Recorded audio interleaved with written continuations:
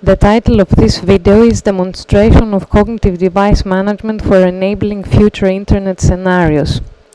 In this slide, the names of the authors and developers of this demonstration as well as their affiliations are presented. This demonstration focuses on self-optimization of cognitive devices. The corresponding cognitive device management functionality has been deployed on two types of off-the-shelf devices. The management functionality running on the devices comprises mechanisms for dynamically selecting the configuration of a device, taking into account user preferences, device environment characteristics, that is context, policies and knowledge established through machine learning functionality. User preferences are mainly expressed through the so-called utility volume, which provides an indication of the user satisfaction associated with the use of a service at a particular quality level. This information is collected dynamically so as to update the user profile accordingly. The context refers to information on candidate networks or configurations in the area where the user device is located, as well as estimations on the typical capabilities of these networks or configurations obtained through learning functionality. Policies specify a set of rules that the device must follow. In this sense, policies can influence available services, quality of service levels, as well as the subset of available networks or configurations for the device. The implementation of the learning process is based on Bayesian statistics concepts. In the case of learning user preferences, the aim is to estimate the probability of the level of user satisfaction for a specific service and perceived quality of service level given a certain location and time zone. In other words, conditional probabilities for the utility value are calculated. In the case of learning context information, the aim is to estimate the most likely capabilities of candidate networks or configurations in terms of the quality of service levels that can be achieved. This estimation is realized through the use of conditional probabilities and the probability density function.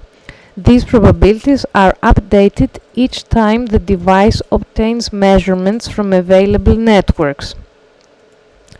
The decision process for selecting the optimal device configuration may be triggered either as a reaction to a situation currently encountered, such as degradation of the perceived quality of service or the identification of a configuration offering better performance possibilities, or in a proactive manner by making use of experience obtained over time.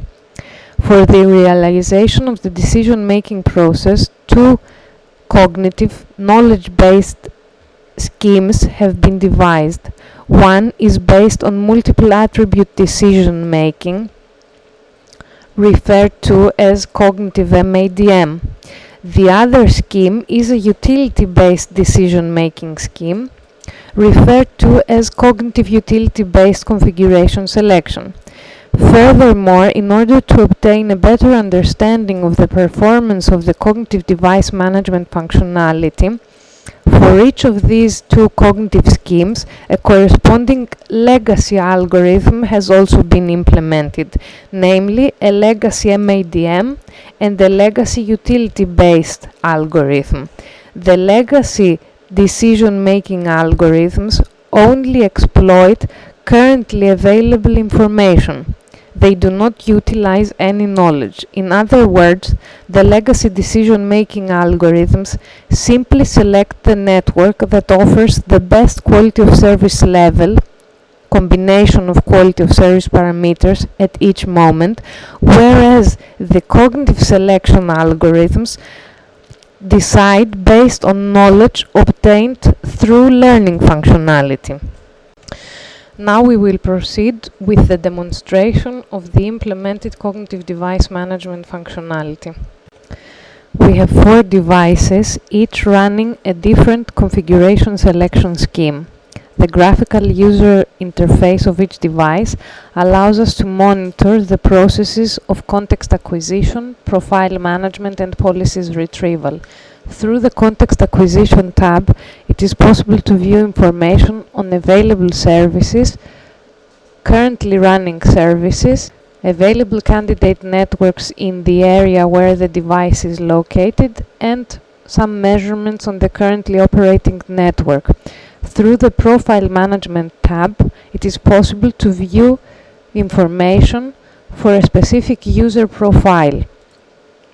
The main parameter in the user profile is the utility volume, which indicates the user satisfaction associated with the use of a specific service at a specific quality of service level. Through the Policies tab, it is possible to view information on allowed quality of service levels and services for each of the networks available in the area where the device is located.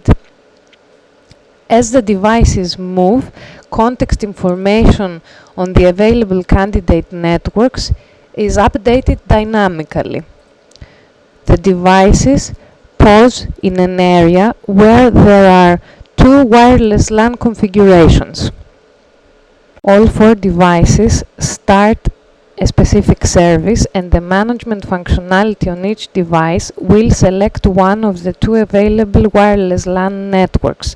The selection is based on two quality of service parameters, namely the measured bit rate and the delay. For the bit rate, 6 reference values are considered, which are 6, 12, 24, 36, 48 and 54 Mbps. For the delay, 2 reference values are assumed, 2000 and 2500. In this scenario, initially, network 2, the blue network, is worse than network 1 in terms of provided bit rate, while for the rest of the simulation duration, network 2 is almost always better than network 1, steadily providing a bit rate of 24 Mbps after a certain point.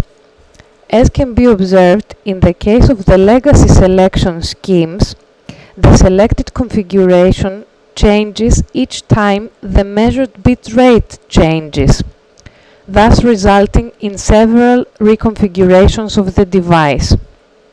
More specifically, with the legacy selection schemes, the device switches network 3 times.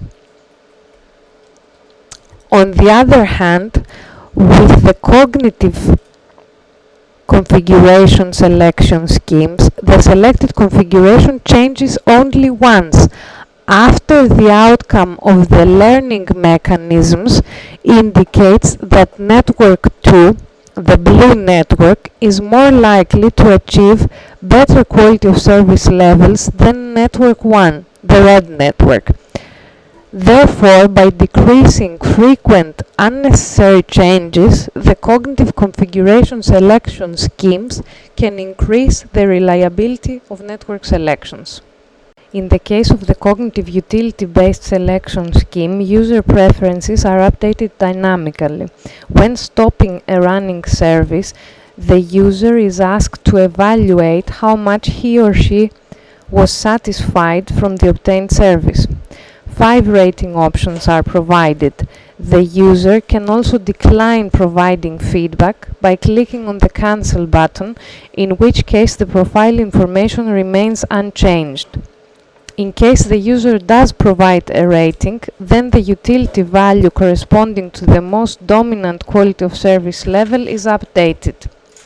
In this scenario, the dominant quality of service level, that is the one that is most frequently provided throughout service usage, is quality of service level 9. This corresponds to a bit rate equal to 24 Mbps and delay equal to 2500, and the associated utility value is 3. The user rates the service with excellent. This results in an update of the user profile, and the utility volume for quality of service level 9 becomes equal to 5. This higher utility value will drive the selection scheme to decide a change faster the next time this service is activated. This slide provides a list of references for further reading regarding cognitive device management functionality.